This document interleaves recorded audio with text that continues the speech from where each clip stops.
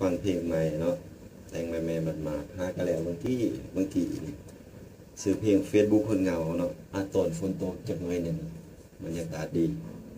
เนาะฟังเลย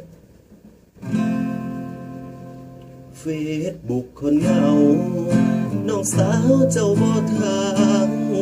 ทายจักเป็นจังใดจึงบ่ทักกันน้อง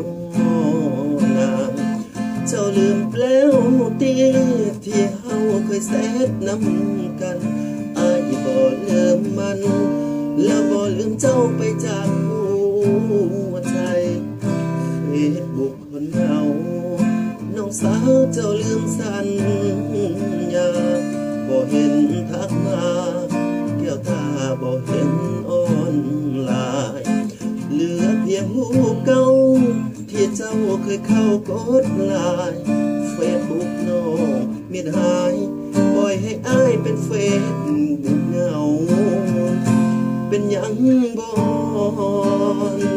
เสถาบ่ตอบคือบ่ขอถ้าเจ้านั้นบ่ฮักกัน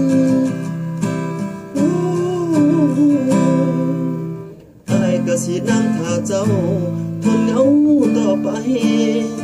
ย้อนน้องหลายใจเจ้าปล่อยเฟซอ้ายให้เหงาเคยแท็กรูปโพสต์ข้อความคำหวานพอบ่ให้เหงาแต่เดี๋ยวนี้อ้ายเศร้าบ่มีน้อง